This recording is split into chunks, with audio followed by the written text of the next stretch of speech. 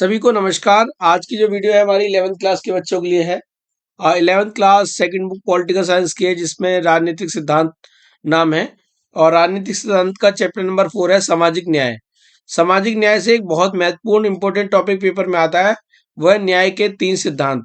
बच्चों, पेपर में अक्सर पूछ लिया जाता है कि न्याय के 3 सिद्धांतों की व्याख्या कीजिए। तो इस वीडियो में हम उन न्याय के उन 3 सिद्धांतों के बारे में जानेंगे। आइए जानते हैं। सबसे पहला है समान लोगों के साथ समान व्यवहार। समान लोग, बच्चों सभी लोग जो है समान है और उनके साथ समान व्यवहार करना चाहिए। पर हमें इस बात का ध्यान रखना चाहिए कि एक ही श्रेणी लोगों के साथ एक जैसा व्यवहार करना चाहिए। यदि हम सभी श्रेणियों के साथ एक जैसा व्यवहार करेंगे तो उनके साथ अन्याय होगा। कहने का तात्पर्य क्या है? एक की क्षमता वजन उठाने की कम है और एक की क्षमता बहुत ज्यादा है, तो इसका मतलब ये नहीं कि कम क्षमता वाले को भी समान वजन दे देंगे। हमको क्या काम करना पड़ेगा? एक ही क्षमताओं के बीच में एक ही जैसा व्यवहार करना पड़ेगा। स्त्रियां और पुरुष के बीच को अगर कोई टास्क दिया जाता है, तो एक जो टास्क है अगर स्त्रियों को दे दिया तो वो जरूरी नहीं है कि पुरुषों को वही टास्क दिया जाएगा। कहने का तात्पर्य क्या है? उसी श्रेणी में समान व्यवहार होना चाहिए। फॉर एग्जाम्पल के तौर पे मान लो वेट उठाने के लिए दे दिया जाए और महिलाओं पुरुषों से कहा जी आप समान रूप से वेट उठाएंगे, तो सीधी सी बात है, बायोलॉजिकल तौर पे देखें तो पुरुष जो है ज्यादा वेट उठा पाएंगे। पर अगर हम वही उसकी तुलना जो है स्त्रियों के श्रेणी में करेंगे, तो अगर स्त्रियों के साथ वजन उठाने के लिए कहा जाएगा तो सभी स्त्रियों को एक ही श्रेणी में रखा जाएगा और उन्हीं की आपस में प्रतियोगिता कराई जाएगी, ना कि पुरुषों के साथ प्रतियोगिता कराई जाएगी। तो कहने का तात्पर्य क्या है कि एक ही श्रेणी के साथ एक जैसा व्यवहार होना चाहिए। दूसरा हम ये देखते हैं कि जो व्यवहार होना चाहिए उसमें जाति, धर्म, भाषा, लिंग के आधार पे कोई भेदभाव नहीं होना चाहिए। यानी कि ऐसा ना हो कि आप लोगों के बीच में जाति के नाम पे, धर्म के नाम पे, भाषा के आधार पे भेदभाव करें। कहने का तात्पर्य क्या है कि सामाजिक रूप से किसी प्रकार का कोई भी किया गया भेदभाव कहीं ना कहीं उसके हितों की रक्षा करने से रोकता है, कहीं ना कहीं उसके विकास करने से रोकता है।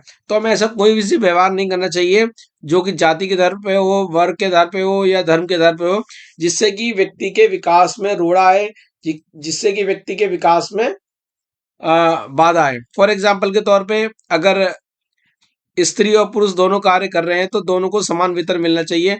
ऐसा नहीं हो कि स्त्री को कार्य के लिए कम वेतन दिया जाए और पुरुष को ज्यादा दिया है। यानी कि किसी भी जाति, धर्म के आधार पर कोई भेदभाव नहीं करना चाहिए।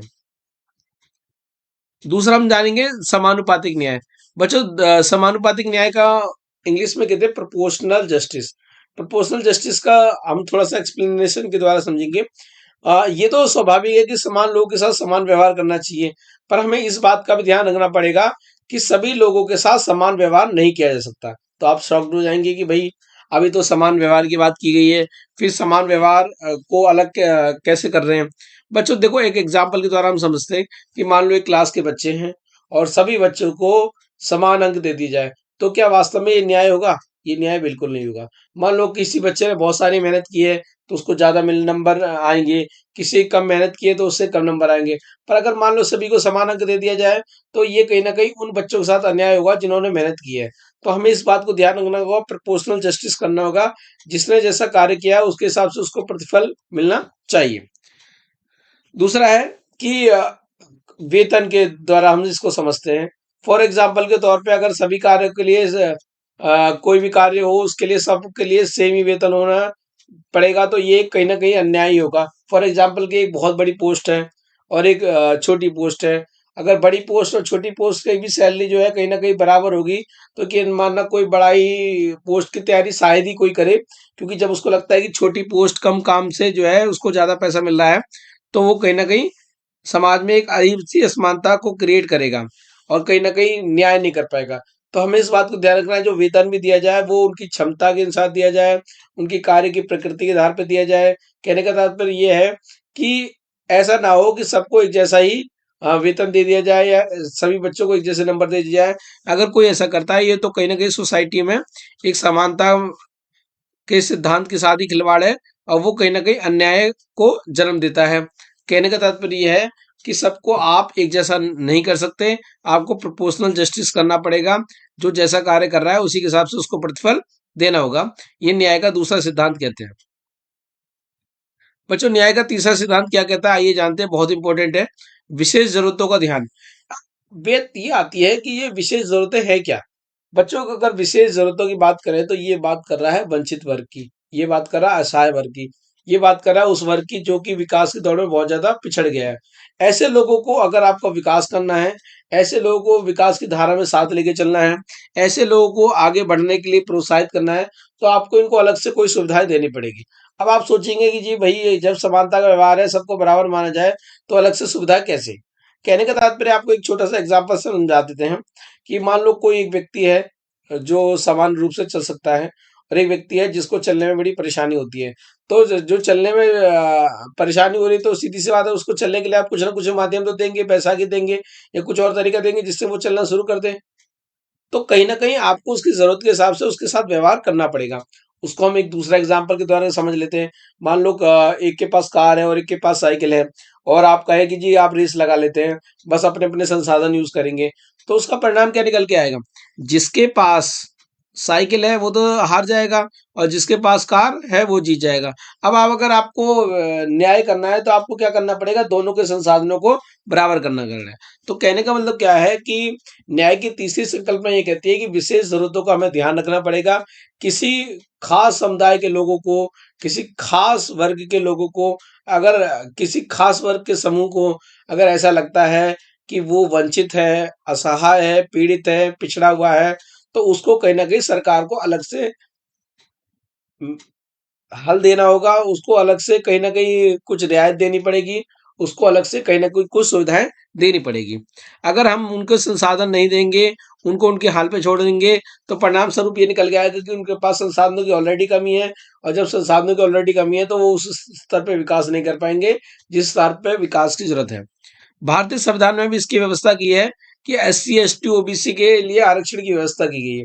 बच्चों, आरक्षण के बारे में आपने जाना ही होगा कि आरक्षण एक व्यवस्था है जिसके तहत एससी, एसटी, ओबीसी को जो है सरकारी नौकरियों में आरक्षण की व्यवस्था की गई है। ये संकल्पना कहाँ से आई? जब पहले जमाने में जब जो है देखा गया कि कुछ लोगों के साथ बहुत ज्यादा अत्याचार हो रहा है, कुछ खास जातियों के साथ लोग बहुत ज्यादा अत्याचार कर रहे हैं, तो और वो कहीं ना कहीं आर्थिक रूप से भी पिछड़े हुए हैं, शैक्षणिक रूप से भी पिछड़े हुए हैं, सामाजिक रूप से भी पिछड़े हुए हैं।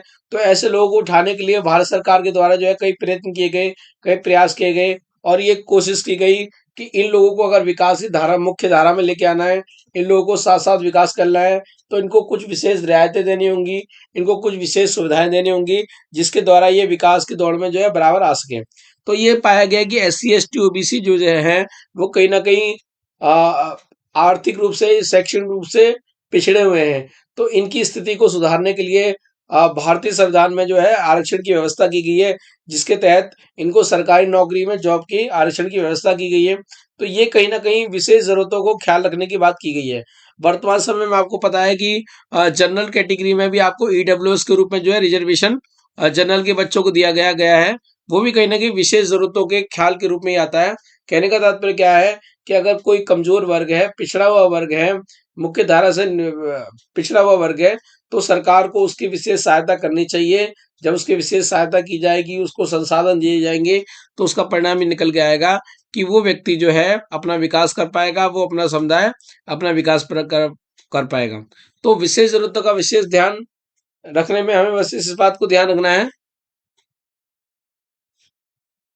कि हमें इस बात को ध्यान रखना है कि जो भी लोग हैं, उनकी जो विशेष ज़रूरतें हैं, उन विशेष ज़रूरतों को आपको पूरा करना होगा। ठीक है बच्चों, आशा करता हूँ इस वीडियो के माध्यम से आपको ये समझ में आ गया होगा कि न्याय के कौन से 3 सिद्धांत हैं। उन 3 सिद्धांतों को हम इस वीडियो के माध्यम से समझ गए होंगे। अगर आपको मेरी वीडियो अच्छी लगी हो, तो मेरे चैनल सोनू कश्यप सर को सब्सक्राइब करें, ताकि इसी तरह से आपको नई-नई तरह वीडियो लाते रहें, और आपको टॉपिक अच्छे से कवर कराते हैं, और आपके पॉलिटिकल साइंस में 90 नंबर लाने से ऊपर, यानी कि 90% से ऊपर लाने में मदद किया सके। अगली वीडियो में मिलेंगे किसी नए टॉपिक के साथ, तब तक के लिए धन्यवाद।